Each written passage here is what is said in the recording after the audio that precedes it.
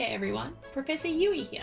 In today's video, we'll be looking at the latest chapter, chapter 990. There's going to be spoilers ahead, so here's your spoiler warning. Well then, let's jump right into it. Flying Six. This week's chapter featured the Flying Six pretty heavily, so let's see what they've been up to. First is Sasaki, who we haven't seen since he got tied up by Denjiro. Considering how long he was out of the picture for, he was probably tied up using sea stone prism chains. I think this, and the fact that Denjiro was able to infiltrate Orochi's organisation and fool him for so long, really highlights how sneaky, patient and cunning Denjiro is. Let's move on to Drake, who is in the same room with Hawkins. Hawkins was doing his fortune-telling stuff, but we can tell he is still injured from the fight with Law by the bandages around his head. After using his ability, Hawkins said, "The probability of that man being alive tomorrow morning." To this, Drake replied, "Too bad," which points to the man being Luffy, but the man he is referring to is most likely Drake, since Hawkins most likely knows of Drake's betrayal. Sulong.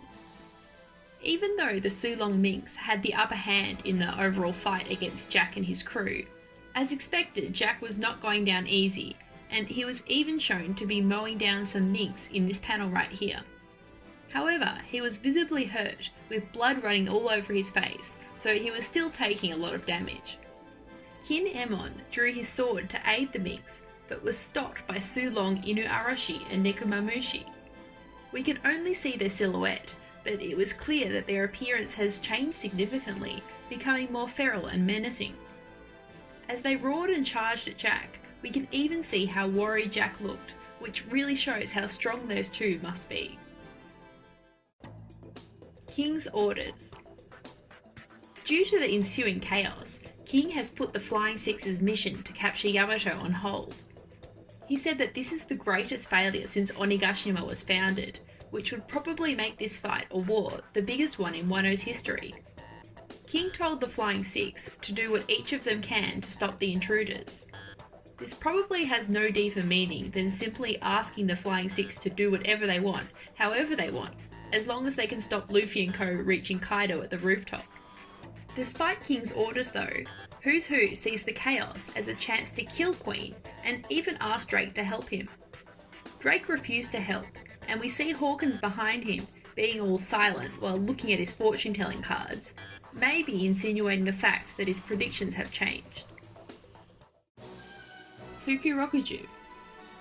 While Luffy and the samurais were creating havoc at the live stage, the leader of the Oniwa Banshu, Fukurokuju, didn't join in the fight, but instead fled the scene and went somewhere else. This was noticed by Horte, the leader of the Mimawari-gumi.